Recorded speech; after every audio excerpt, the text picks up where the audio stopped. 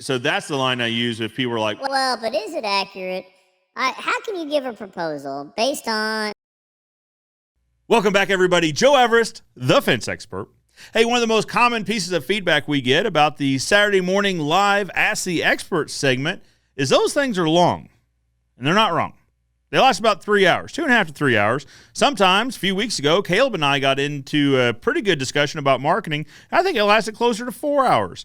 Nobody's got time to sit through 4 hours of listening to a couple experts talk.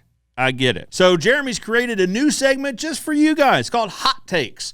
It's usually a shorter segment of the longer conversation, basically hitting the hot topics, if you will, of that live segment. So without further ado, here comes this week's Hot Take.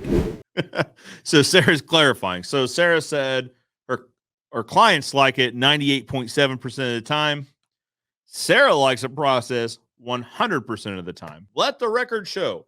The record hereby shows that Sarah is happy with it 100% of the time. I was talking to, who was I talking to? I was talking to a fence contractor in Nashville. Thursday or Friday. We were chatting about the process and this exact process, right? So he had heard me talk about that we use this as a mandatory first step for the majority of the time. If they show up on the quote tool, everything is completely virtual and phone calls, right? So they get the quote tool. We schedule a phone call with Sarah. Sarah looks at the quote tool, looks at the county assessor's website, make sure it makes sense, and then sends them a proposal, emails them a proposal based on that. This is how comfortable and committed we are to this process, that we will issue a proposal that we will stand behind based on these measurements. Trust but verify, right? So my salesman, we verify it with the county assessor's website. 90-something% of the time, 99% of the time, everything matches. That one other percent of the time, they drew it wrong, or they didn't draw it all the way to the back, or they drew it to where they thought their property line was. I think that probably comes up more than anything. If there is a difference in the footage, they weren't clear that their property line went out as far as it did, like in a side yard. They thought that was their neighbor's property because their neighbor has a flower planter bed planted right there. Come to find out, that's their flower planter bed. And when the old people that had the house moved out, the neighbor just claimed it, right? Started mowing. They had mow lines right there. That had to be the property line. We are so committed to this that we will provide a proposal based on that. And we will stand behind that proposal. It's crazy accurate. Now let's think about this. Let's think about the world that we live in when a satellite hurtling through outer space at very fast speeds that I don't know. I'm a fence guy. I'm not an astrophysicist, okay? Satellite zooming through outer space, took a picture of your yard, and it's accurate within a couple feet over the entire fencing project. Let's take a minute and let's let that digest. That's crazy, but it's also accurate. Anyway, that's the line I use if people are like, well, but is it accurate? How can you give a proposal based on... like, listen, that's the world we live in. This is the technology that we have access to currently, that a satellite zooming through outer space can take a picture, and this thing's accurate within a couple feet. I love that. I love the technology world that we're living in.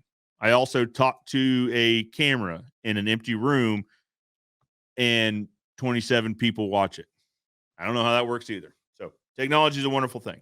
So anyway, I'm talking to this contractor in Nashville about it. And I said, we are so satisfied with this process. If we weren't fully satisfied, we would change it. I mean, I am not about doing things one way just because that's how they've always been done. We will do them the best way that we feel possible, right? I'm not afraid to change process. In fact, my team would probably tell you I probably change it too much, but that's a whole different discussion. Yeah, it's a process that we believe in, and it saves us. So it saves us time.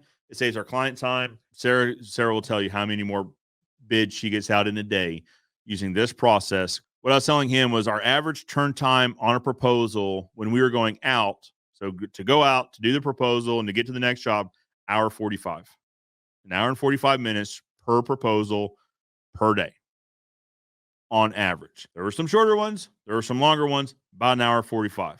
So really, if we're talking about in-person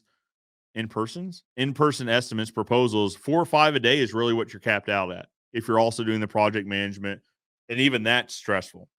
There were nights where I would go and measure. I wouldn't even get into the proposal at the time because I knew I had to get on to the next one. and we talked about fence. We just got to talking. I enjoy talking if you haven't noticed. And so I would get home, put the kids to bed, the wife would jump in the bath, and I would just start doing proposals.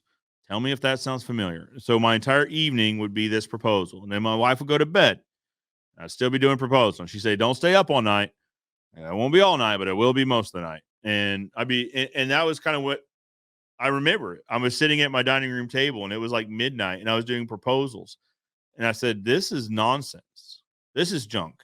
Like, why am I sitting at midnight on a Friday night doing proposals? I mean, it needed done. That's why I was doing it. But there's got to be a better way. I know there is. And that was the solidifying moment where we started going down the rabbit hole. I was like, we've got this tool. We pay for it every month. Why aren't we using it? Why aren't we using it to its fullest capabilities?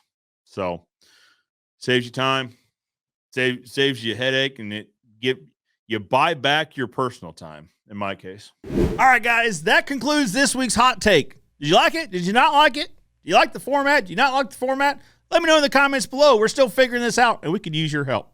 But for now, I'm Joe Everest, the fence expert, reminding you that good fences make good neighbors. And I'll see you next time.